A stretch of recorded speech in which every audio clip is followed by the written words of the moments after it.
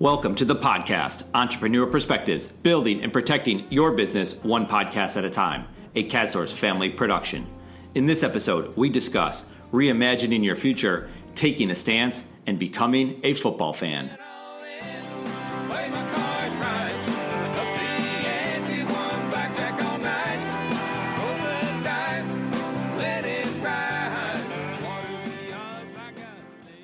Back again as a guest of this podcast is Jared Nichols, futurist and author of the new book, The 3 Skills You Must Have to Create the Future You Want to See.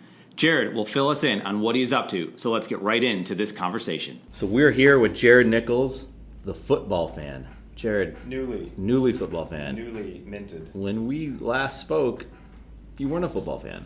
What Well, happened? Okay. No, go ahead. You weren't a football fan, right? You talked about it. You weren't like a hater. Right. But you didn't talk about football. Right. You came into the office yesterday, and I overhear you talking about the Ohio State TCU game. Yeah. What's transformed? Like, why football? Why now? Okay, so I attribute this to a couple of things. One, I stopped drinking, and I'm not joking. So I found that I had no idea. Maybe it's just a coincidence. Mm-hmm. But all of a sudden, I started finding inspiration in these stories, these football stories, and that's one part of it. The other part of it is that I grew up as a Cleveland Browns fan, which would cause a lot of people to start drinking. That's right. And watch the School of Hard Knocks on HBO. And that just got me pumped up again.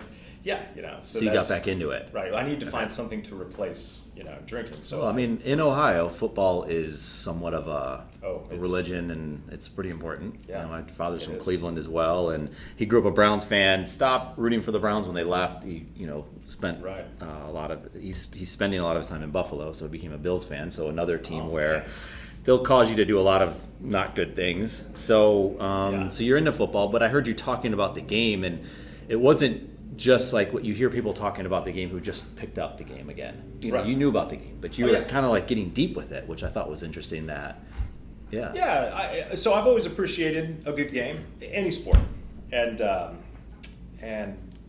I just, of course, watching the Browns, which is absolutely an emotional roller coaster. It's always a disappointment.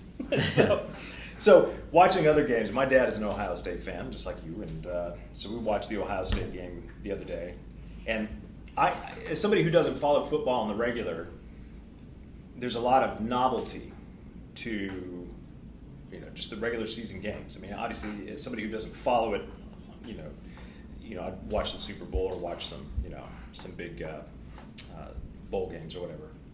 But watching the TCU Ohio State game, something really caught my attention. That was that I was blown away by watching TCU, who I'd never heard of before. By the way, it just shows you how ignorant I am when it comes to college football. But they were playing a completely different football game. That was the first thing that stood out to me. It's like they are hustling. It's like they got a bunch of endurance athletes, put some muscle on them. They're still smaller than Ohio State, but they were wearing Ohio State out in that first half. Now, they ultimately lost the game. But that was the thing that stuck out to me, is these guys are playing a completely different ball game. I've never seen anything like it. Yeah. So they were coming into that game knowing that they couldn't compete with them in certain ways, but if they use speed to their advantage, and Ohio State's a fast team too. Yeah. So you follow Ohio State. I mean, they've recruited very well in Texas and Florida and Ohio. Yeah. So they have the speed, but these guys are a little bit maybe smaller. Yeah, they are. It's fast in other areas, and they went and they at a fast pace, right, to the game. Very fast. So you're watching.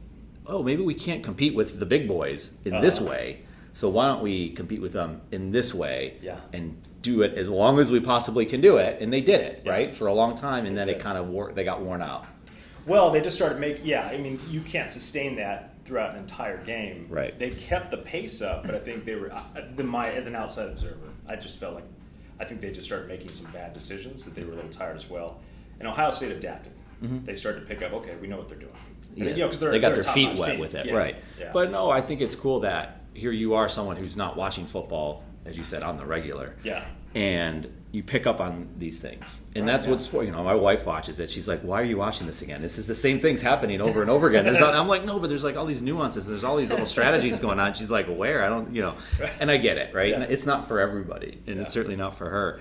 But I think it's cool that someone can pick it up and show up and watch the game and find something different about it. It's not something unique about it. Do you take anything from that game? We talk about sportsepreneur all the time. We love like the intersections between sports and business, right? do you watch that and see like the things that we were just talking about, where you have a smaller school that has to use something else to their advantage that they don't have, that the other team has a big advantage of them, and then they applied it and had some success with it? Yeah. I mean, do you see a lot of parallels with that? Oh, of course. Yeah. There's the obvious. If you're more lean, you can move faster. Right. I think the thing that stands out to me where the parallel is that it's more around the assumptions, right? So if you're playing Ohio State, there's the assumption, well, this is Ohio State. And so even Ohio State and Ohio State fans, walk into it and say, yeah, TCU's good, but I can't remember where they ranked 15th or something. And Yeah, they're Ohio up there, State's though. fourth. They're Right, up there, right, but right. Ohio State's, way up there. Yeah, they're so favored. the assumption is, okay, this is the big guys. They're expected to win. And when they got out there and started wearing them out, that starts to change the narrative a little bit, right? Yeah. To me, it's if you can, when it comes to business or anything, I mean, business is very much a game. When you're just looking at the transactional side of things, I mean, you're going to get academic about it. I mean, that's what business is. So knowing how to use your strengths or do something that differentiates you, that throws, the competition off guard, that's a huge advantage, whether you win or not. I mean, here's the thing. After that game, Ohio State's never going to play TCU the same way. They're just not. I mean, the play that blew my mind, and I know we're getting off, was that play where on the return, Yeah, guy from guys lying TCU down. lay it down. Yeah, That was amazing. Yeah. Unfortunately, they didn't count it, but I was thinking, but they'll never be able to do that play again because they'll know, okay, we know it's coming. It was but fun. Yeah, no, so to me, I think it's they're changed. They were playing a different game, and that's what really stood out to me is play a different game. Yeah. I think a lot of people spend a lot of time and energy trying to play the same game. Yeah. But if they were to try to beat Ohio State, playing the same game, they've gotten destroyed even more. Yeah, well, I like how you go deep. I do want to touch on Thank that you. one thing. Thank When you he was very much. lined in the end zone, my son and I were watching the game. My son's like, oh my God, they're doing that play. I'm like, what play? And I was like, oh wow, they're in the end zone. You see it. The guy threw the ball like 7 yards forward or whatever it was.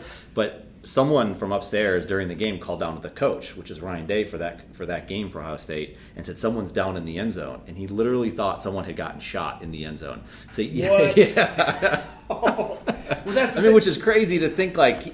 People were like freaking out over there, or, because they had the headphones on. Well, so. there's the disruption, right? That's one Yeah. thing. But then the way they were hustling, I mean, they couldn't even get the replay of the first play done because TCU was moving so fast into the next that's down. right. That's and right. to me, I thought that's where I was like, they're playing a different game, and Right. that was Well, awesome. so what's cool though is you go watch this game, and then you just went deep, right? And I asked you another question, you went deeper. And that's what you do, right? That's what you do in your business. And here you go, creating a book, the 3 skills you must have to create the future you want to see. You go deep. This is how many books for you have you written now? This is your fifth book. I'm sorry. Wow. Oh, don't apologize. So you can know that's good. Yeah. Yeah. So, and a lot of it, you used the word assumptions before. Why a 5th book? Why another book? Why now? Yeah, that's a great question. So, over the past year and a half, the other books are fine. There's good stuff in there. I'm not going to slam those, but being completely transparent, I mean, my other books, in a lot of ways, they're written for me. The language that I use in there is not as accessible as it should be, right? And so for me, writing this book was really falling more in line with this overhaul that I've been taking with my business. When I finally got clear on, look, this is what it is that I do, and these are the people that I serve. And my goal is to teach more teams and individuals how to think like futurists so that they can literally create the kind of future they want to see. And if I'm going to do that, that means that I need to write in an accessible manner. I need to speak in an accessible manner. I think a lot of us in business and everything else, we're trying to put ourselves out there. We fall into the trap of, well, what is going to make me look and sound the most professional? And without thinking about it, we compromise the real value and the energy that we can bring to a situation and the value we can bring to somebody else. So I think for me, writing this book was to say, look, let's filter this down. If there are 3 skills that you need to have to create the kind of future you want to see, what are they? So I had to ask myself that question. And that really is why I wrote this book. I wrote this book for people to have quick wins. Not to say, okay, cool, I'm going to sit down and read a dissertation. No, I want somebody to be able to take this, put one of the habits after every single skill that's in there. There's 7 daily habits to take action on. If they just do one, it should give them a quick win. Okay. And that's my goal. Did you go through somewhat of this before you wrote the book? Is this kind of what led you down this path, that you were going through this process in your own head? Yeah, well, so in my field, what I've been trained for is a futurist, strategic foresight. I've explained this to other people. at times my classmates in my graduate program all came from the State Department, which means they came from the intelligence agencies. So that's what we've been trained for, right? Is to think and build scenarios and everything else. But just like academia, it's a language unto itself. It's not an accessible it's not an accessible practice for most people. And that to me is problematic, because the power of thinking this way, the ability to shape the conversation, to redirect, to think differently about how the future may unfold, and then take action in the present is so important that I want more people thinking this way.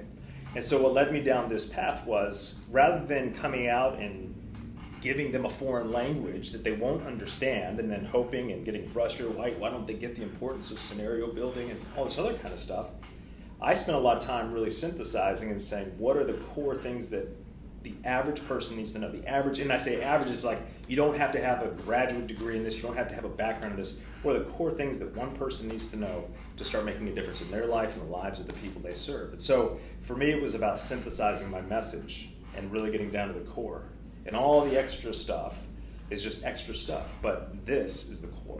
Yeah, I think a lot of people now, there's a lot of noise, there's a lot of ideas, there's a lot of books, a lot of podcasts, and it's all great, right? At the end of the day, you need to come down to you need to simplify, simplification. And it sounds like that's what you just talked about it, that's what you were going for in this, and that was a big piece of it. So you can get in front of, whether it's the business owner, the sales professional, whoever that person might be, and they can look at it, find that one thing, and truly simplify it for themselves. Yeah.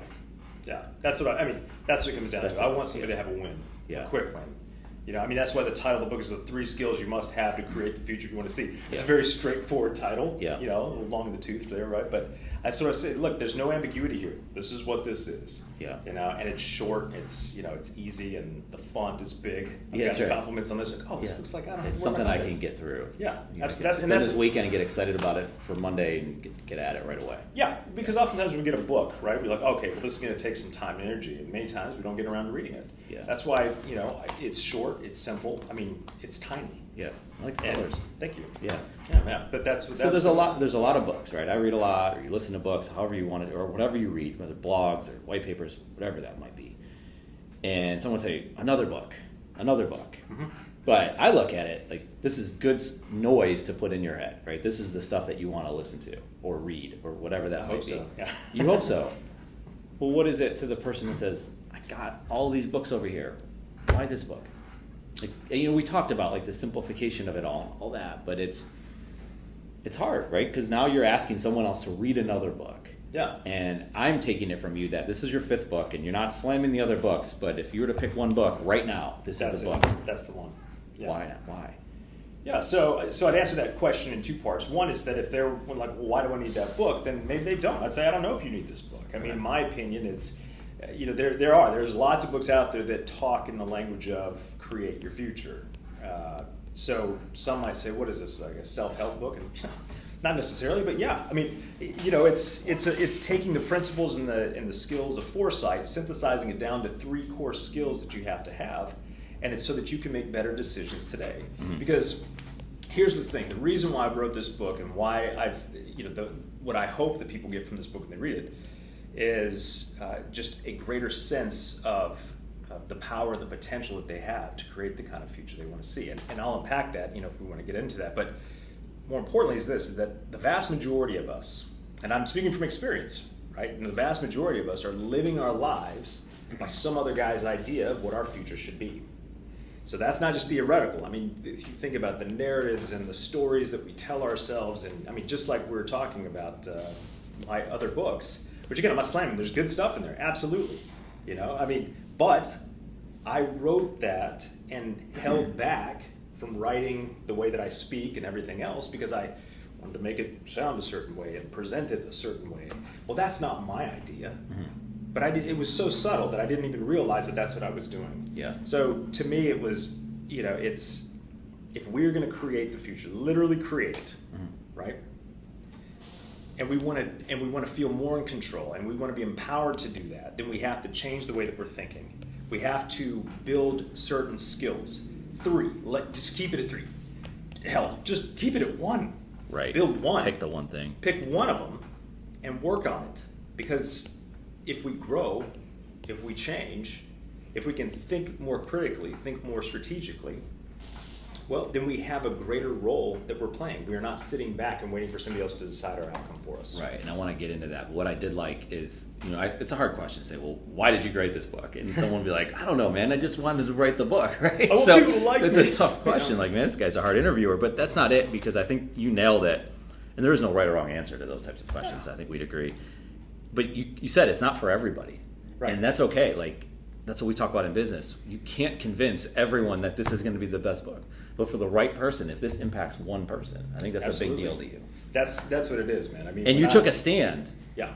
So don't cut me off. No, Kate. Sorry about that. no, but seriously, but you took a stand as to this. I wrote this book because this is what I believe. Mm-hmm. And you're putting yourself out there, and you're like, this is what I believe. I think people need to read this. Yeah. I think people need to understand this, and I'm going to put this out there. And if you don't like it, oh well. Yeah, then maybe it's not for you, and that's right. fine. I'm okay with that. I think a lot of energy is spent on trying to convince people that, one, are not really your audience, right, and two, it doesn't matter what you do, they're not going to be convinced. And so I think you have to really be clear on who am I writing this book for. Mm-hmm. I know, unlike before, I've spent the last year and a half really diving deep, not just in my own business and my own life, but trying to find that alignment, making some big changes and changing the way things are presented. Not as a strategic move to try and got him, but more of a how do I present my authentic self in a way that resonates with the people that I want to serve and want to work with. And so now, diving into these are the folks that I'm trying to reach. I think about what do they do when they get up in the morning.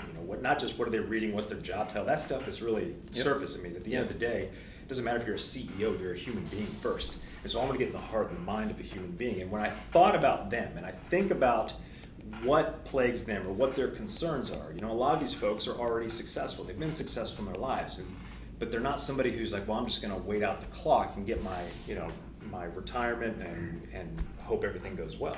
These are folks who the idea of retirement is so foreign to them. They're like, what's next?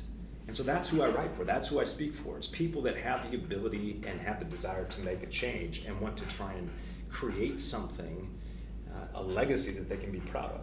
That's who I'm trying to reach. If that's not of interest to you, I'm not going to waste any time trying to get you to buy my book. I don't care. I mean, I care. No, I get it. But you care or you don't care. No, I get it. Well, it's also an example for others to take that stand, to put yourself out there. You have an opinion. You have a feeling.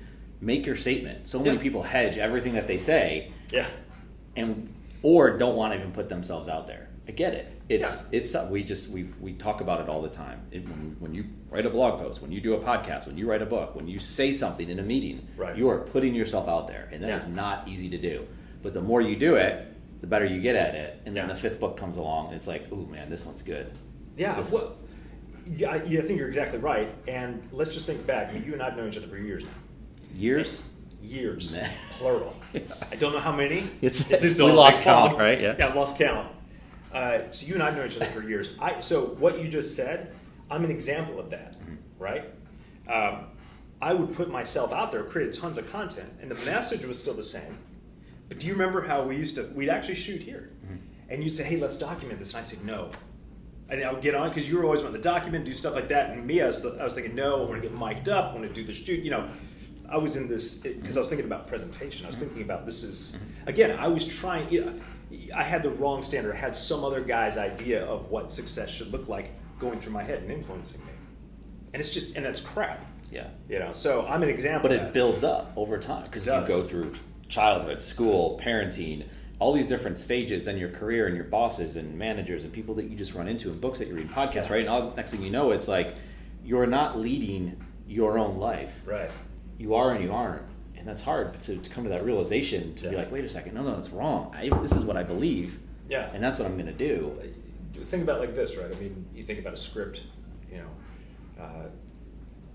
oftentimes, if we really stop and think about it, we are playing a role that somebody else has written for us.